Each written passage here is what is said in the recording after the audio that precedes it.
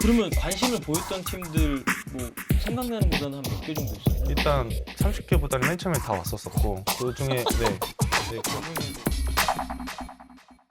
근데 야타코 그 김성룡 감독께서 말하기로는 박효준이 1학년 때부터 유격수를 봐서 김하성이 섭섭했을 거다 이런 이야기를 하셨다 그래요. 네, 당연히 이제 하성의 입장에서 당연히 아마 섭섭했을 거예요. 왜냐면 후배가 이제 유격수를 보고 내야수의 핵인 유격수 자리를 보고 있는 거 당연히 섭섭한데 이제 저희 학교 애들은 다 알았던 게 팀 사정상 이제 하성 형이 수비가 좋다 보니까 팀을 위해서 이제 그렇게 했던 게 아닌가라고 생각을 해요. 네. 막 저가 더 뛰어나서 그랬던 것도 아니고 팀 사정상 어쩔 수 없이 3루 볼 친구가 없었고 2루 볼 친구가 없었기 때문에 하성이 형이 거기를 이제 줬던 거죠.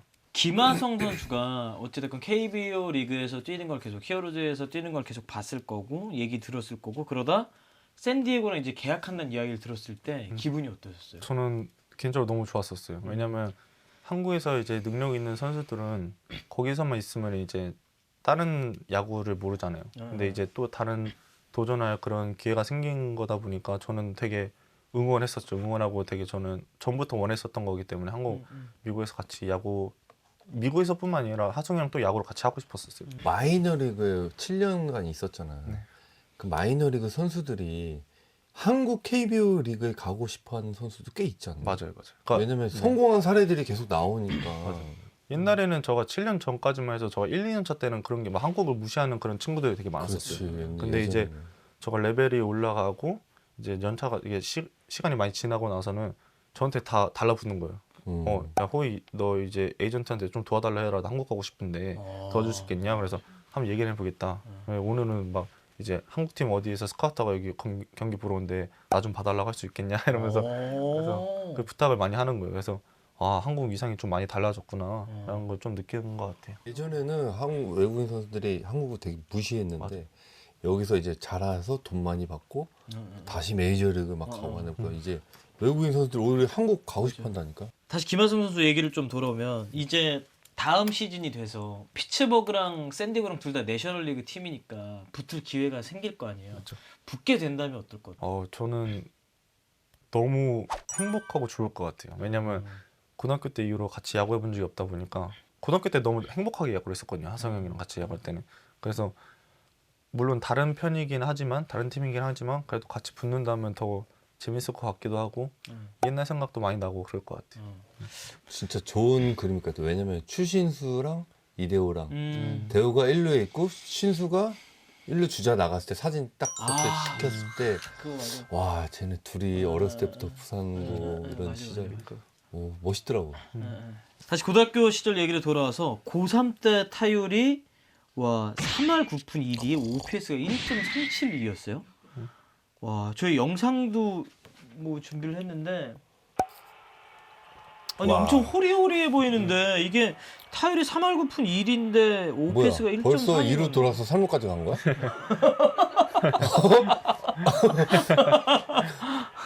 그 영상으로 보기엔 엄청 호리호리해 보이는데 진짜. 장타력도 좀 고등학교 때부터도 있었나 보네요. 근데 그것 때문에 아마 스카우터들이 좀 이게 좋게 봐준 것 같아요. 좋은 점수를 준 게 아닌가 싶어요. 왜냐면 말랐고 아직 말랐기 때문에 더 성장 가능성이 큰 거잖아요. 고3 때 키가 몇이었나?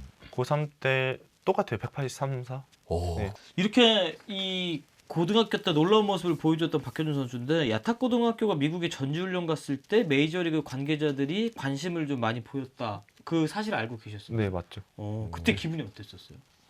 처음에는 되게 부담이었었어요. 저는 어렵기도 어렵고 그렇게 한 번에 막 많은 관심을 받다 보니까 되게 많이 부담되더라고요. 그래서 안 보이기 이게 이제 뭐라 해야지? 시합 때 잘 못 보여줬었죠, 초반에는. 근데 제가 또 생각을 바꾼 게 오히려 이걸 즐기자라고 생각을 했었어요. 어차피 나중에 이것보다 더 큰 거를 더 큰 관심과 더 큰 부담을 안게 될 건데 지금부터 이러면 안 된다고 생각을 해서 그냥 오히려 더 많이 왔으면 좋겠다.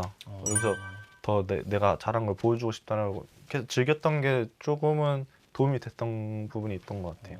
그러면 관심을 보였던 팀들 뭐 생각나는 구단 한 몇 개 정도 있었나요? 일단 30개보다는 맨 처음에 다 왔었었고 그 중에 그 중에 이제 걸러지다가 15개 팀 이렇게 점점 낮춰지다가 마지막에 3파전이었던 걸 전 기억을 해요. 이제 어디 팀이었어요? 양키스랑 샌디에이고랑 텍사스 4파전이요. 텍사스랑 클리브랜드 마지막까지 네 팀이 남았었었는데 아무것도 몰랐었죠. 솔직히 메이저리그를 본다고 하더라도 이제 양키스밖에 잘 모르니까 양키스 최고 팀이고 전 최고 팀에서 최고 선수가 되고 싶다는 그 어린 생각으로 이제 선택을 하게 됐던 것 같아요. 근데 진짜 마냥 어린 생각이었죠. 말씀해 주셨던 팀들 다 오고 컵스는 고1 때부터 신상 명세를 요청을 해서 받아봤었다 그러더라고요. 근데 물론 말씀하신 대로 야구 선수라면 모두 꿈꾸는 게 최고의 리그고 메이저리그를 꿈꾸지만 막상 어린 나이에 메이저리그를 가겠다. 왜냐면 다 성공하는 게 아니라는 걸 이미 알고 있었을 텐데 그 전례들 때문에 이런 결정하기가 쉽지 않았을 것 같거든요. 그렇죠. 근데 그런 게 저희 가족 자체가 생각했던 게 실패를 하더라도 이제 미국에서 생활한다는 것 자체가 되게 저한테는 값지다고 생각을 했었고 그냥 경험을 되게 중요시했었어요. 저희 부모님은. 그래서 성공을 하면 더 좋겠지만 실패를 하더라도 저한테는 되게 엄청 값진 경험이기 때문에 그런 것도 생각했었고 물론 실패를 생각하는 것보다 성공을 먼저 생각했었고 그래서 저는 그만큼 나 가족이 욕심도 있었고 되게 자신도 되게 많았었죠. 계약할 때 당시에. 네. 나도 이런 마인드로 갖고 있었어요. 나도 고1 때 메이저리그 LA 레이커스, 시카고 불스 여기서 많이 보라고. 야타코 코치분은 이런 얘기도 했대요. 효준이는 사막에 내놔도 살 애다. 친화력이 워낙 좋다. 이렇기 때문에 가도 된다. 뭐 이런 이야기를 하셨다 그러는데 영어 공부는 그러면 메이저리그 진출 생각하면서 좀 꾸준히 했었었나요? 공부는 학교에서 말고는 한 번도 안 했었어요. 학교에서 배운 게 다고 처음에도 이제 힘들었었죠. 이제 미국에 처음 1년차 때 2년차까지만 해도 조금 힘들었었는데 그때까지 통역 있었고 통역 이제 마이너리그한테 통역 붙여줬어요? 네. 루키리그 레벨한테? 솔직히 통역까지는 있어줘야 되니까 팀에서 붙여줬었고 이제 통역 있을 때는 영어가 빨리 안 늘더라고요.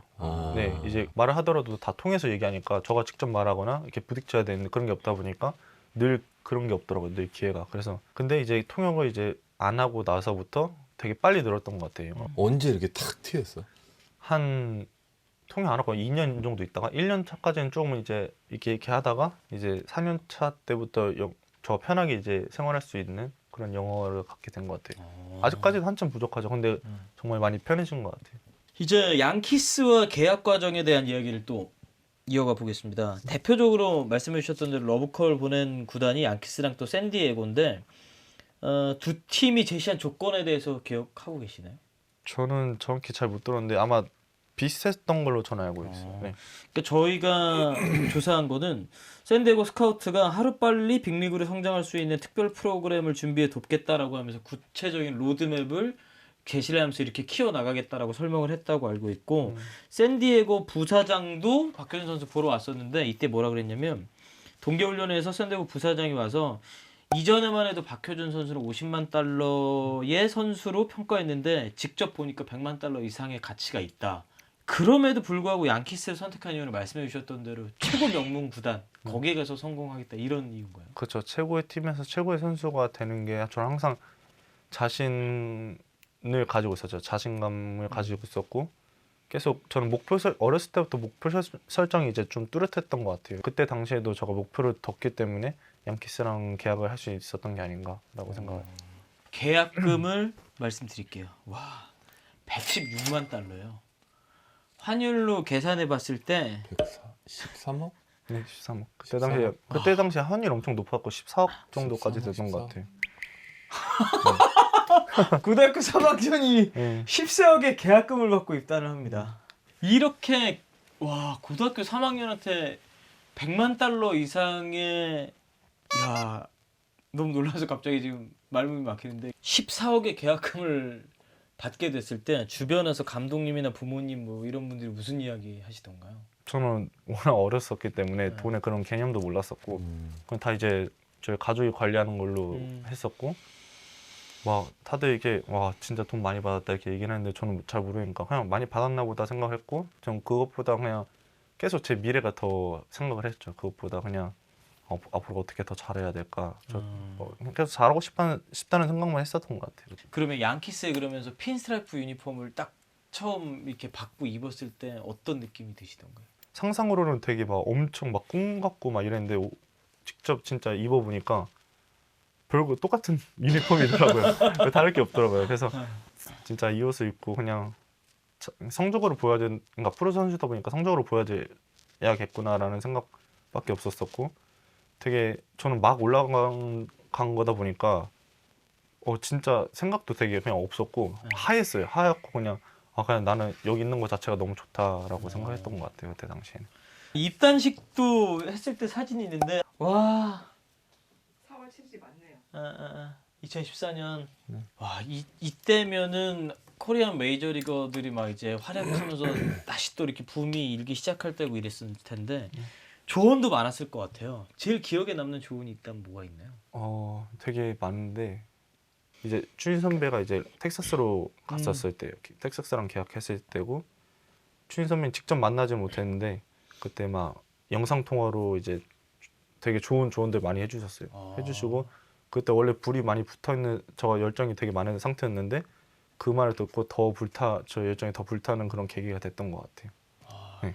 추인 선수는 그런 거 보면 그저 빚 약간 이런 생각. 네, 저한테는 진짜 약간 마이너리그 선수들도 엄청 잘 챙기시고 KBO 와서도 선행도 많이 하시고. 엄청 후배들한테 지금도 응. 정말 좋은 얘기 많이 해줘. 그러니까요. 신수는.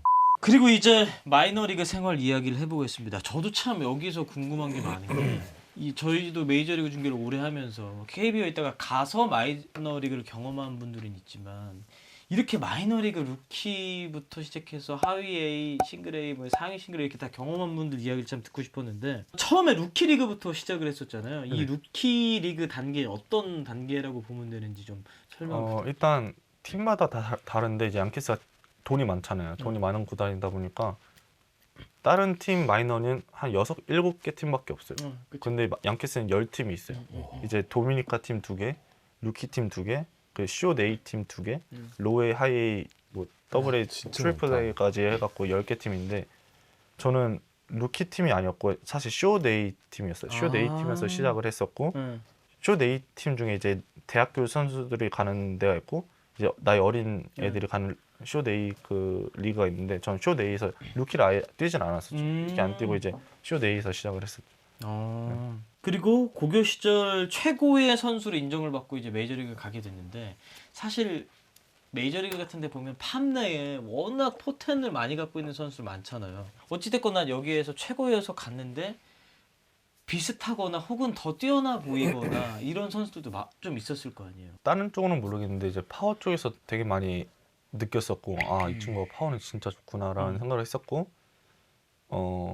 진짜 말 그대로 이제 0에서 시작하는 거라고 생각을 해요. 이제 미국에서는 진짜 말 그대로 도전이고 처음부터 이제 누가 여기서 경쟁이 시작되는 거다 보니까 진짜 말 그대로 정말 저한테는 도전이었지만 전 그런 도전에 대해서 되게 자신이 있었던 것 같아요. 그럼 부모님이 같이 가거나 하진 않으셨어요? 네, 저 혼자 네.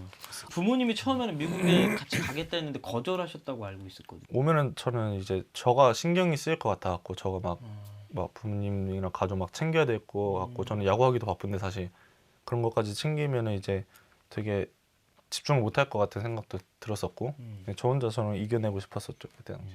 처음에 이제 어찌됐건 미국에 가면 평소에 생활하던 선수들이 아니라 막 덩치도 크고 외국인들도 많고 언어에도 문제가 좀 있을 거고 적응하는데 가장 어려웠던 게 뭐였나요? 저가 영어를 조금씩 알아듣기 시작하면서 이제 차별이 없을 수가 없다는 걸 제가 느꼈던 게 이제 사람이다 보니까 이런저런 생각을 하잖아요. 그러다 보니까 막 들리는 거예요. 옛날에는 그걸 좀 예민하게 받아들였었는데 이제는 완벽히 이 문화에 대해서 적응하고 친구들하고 재밌게 지내다 보니까 영어도 되고 막 저도 막 장난치고 애들한테 오히려 막 친구들하고 있는 시간이 더 재밌는 거예요 이제는. 네. 처음에는 뭐를 이렇게 차별했어? 라틴 애들한테 되게 차별을 많이 받았었죠. 저는 한국인인데 막 치노라고 얘기를 해요. 걔네한테는 치노가 차이나 사람이거든요. 근데 막 치노 이렇게 얘기하는 거여서 맨 처음에는 그냥 웃으면서 했는데 저도 이제 예민할 때가 있잖아요. 그 장난 못 받아줄 때도 저 화가 나가는 거예요. 다음부터 얘기하지 말라 했는데 경기 중에서 한번 이제 또 치노 막 굿잡 치노 이렇게 막 하는 거예요. 하이파이브 칠 때. 그래서 그때 저가 터진 거예요. 터졌고 이제 시합 중인데 더그아웃에서 저가 막 몸싸움이 일어났죠. 저가 말하지 말랬지. 다 말하면 막 저 세게 얘기를 했죠. 그래서 코치들도 잘했다고 하더라고요. 이제 그러니까 미국 같은 경우에는 표현을 해야지 아는 것 같아요. 친구들이. 그러면 한국에서 훈련하던 방식이랑 미국에서 훈련하던 방식이랑 좀 차이가 있었을 것 같고. 네, 진짜 차이가 있을 수밖에 없고 네, 화장실 버스 안에 있고 그것도 화장실도 냄새가 장난이 아니에요. 그렇겠죠. 애들이 막 버스 움직이니까 조준이 잘 안 되나 봐요. 어, 조준이 안 돼갖고 빅 사이즈. 막 저기 있다 하고 막 저기 있다 하고 막 천장에 막아야 이런 경우도 있어서 무슨 빅사이즈를 조준해야 돼. 나는 아메리칸 스타일이니까.